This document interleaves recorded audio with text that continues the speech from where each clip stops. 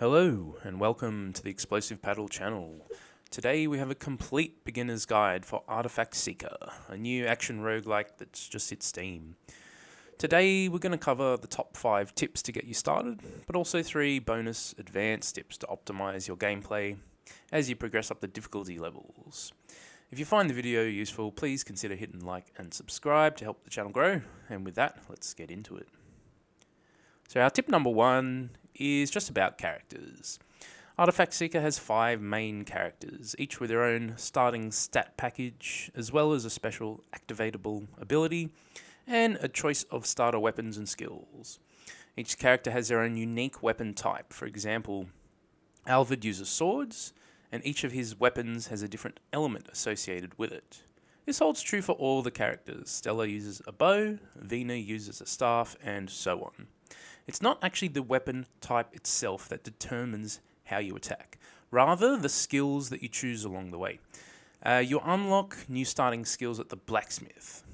It's important to note you are not actually required to unlock these skills for them to appear in your run. You're only spending currency here to unlock them as a starting skill. I recommend trying a few runs with the different characters and trying different skills to determine what you like and what playstyle works for you.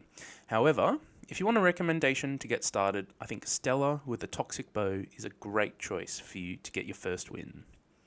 To unlock new characters, you can either level up your castle in the main hub, or you can find these heroes during a run.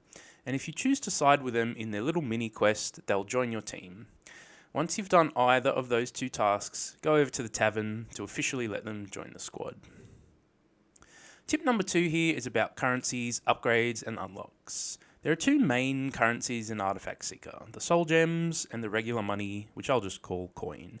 Coin can be used to purchase upgrades and new skills during your runs, whereas soul gems act as the meta currency between runs for your permanent upgrades. Once you've found a character and some skills that suit your playstyle, you want to focus on upgrading your weapon of choice and the Magic Council. So the Magic Council is where you can unlock bonuses such as more damage, more defense, and all of that sort of thing for your future runs. However, one upgrade that is useful to take early on is the Soul Gem bonus. This will speed up your progression. A second upgrade you might want to consider early on is the Skill Refresh. This will allow you to re-roll your skill choices more often, actually making it much easier to get the skill combinations you want during a run. It's important to note that this currency spent at the Magic Council can be reset with no penalty, and thus it allows you to respec between runs if you want to try a different build or a different approach. The weapons themselves can be upgraded individually over at the blacksmith. This will unlock 4 extra tiers that allow you to further enhance the weapon during a run.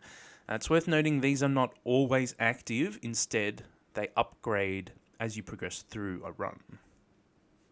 So tip number 3 is about skill synergies. Every skill in Artifact Seeker has 2 types or elements associated with them. You can actually think of these like Pokemon types. For example, Bulbasaur is grass and poison type. In Artifact Seeker, the Ice Arrow is both frost and puncture type, and Black Hole is both trap and dark type. These types have synergies when equipped together. The more skills of the same type, the higher the synergy bonuses are. You should pay attention to skill synergies when you're deciding on which build to go for or which skills you choose.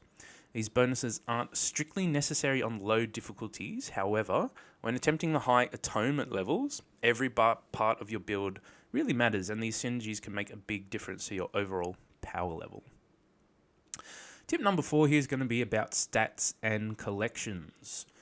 During your run, you'll find artifacts that have both positive and negative attributes on them. Pay attention to your stat sheet on the right of the pause screen when deciding what attributes you want. This is important to keep track of, as it's possible to accidentally cripple a stat that you really need for survival. For example, you really don't want to be sitting at negative move speed, especially as you go up through the difficulties. There is a corresponding stat for each synergy type as well, as everything from damage to defense to luck, and so on. One of the unique mechanics in Artifact Seeker is the ability to copy any artifact that you collect during a run. You are only able to save one single copy of each artifact into your collection. Because they can roll the random attributes, part of the endgame here becomes collecting strong artifacts to take into your future runs. Tip number 5 then is traversing the board. Events and the special shop. The way you progress through the run will be familiar to anyone who's played Slay the Spire. You get a choice of 3 or 4 main lanes, and each node will represent a different type of encounter. Normal enemies, elites, event nodes, they're the most common. It's important to plan ahead on each floor and to take a route that best suits your current build or stat spread. For example, you may be tempted to take an elite early on in your run, but this can ultimately lead to your death if you're not prepared. Similarly, you might want to save your money by skipping the regular artifact store that appears after each floor, if you're close to a campfire. Campfires act as the healing point, but also allow you to access the special NPCs along your run. Check in with each of them regularly as they stock some really powerful artifacts and skill upgrades. They also allow you to re-roll artifact attributes and buy special potions you can use between floors. These potions can't be used mid-encounter, but you can use them in between encounters on each floor. Alright, that's our main 5 tips there, so thanks for sticking with the video thus far. If you found anything useful, consider hitting like and subscribe. With that, let's get into a couple of bonus advanced tips here so we can dominate the Atonement difficulty system. Alright, gameplay tips.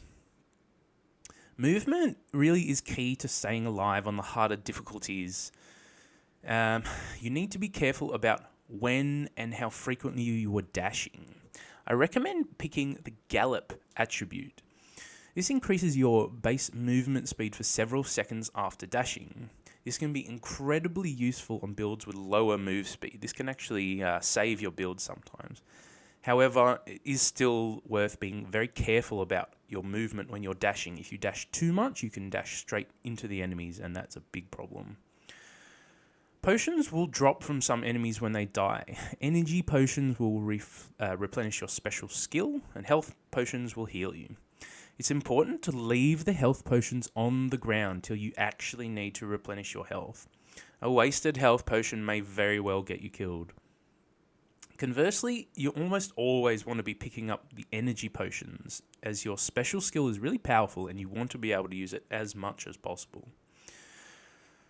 The last tip here in this section is about the altars and the other sub-objectives on the map. There will be an icon at the top of the screen pointing to you in the direction of any potions as well as any sub-objectives on each level. I recommend going and activating the altar early in an encounter. Upon activation, you get a temporary buff that can be really powerful.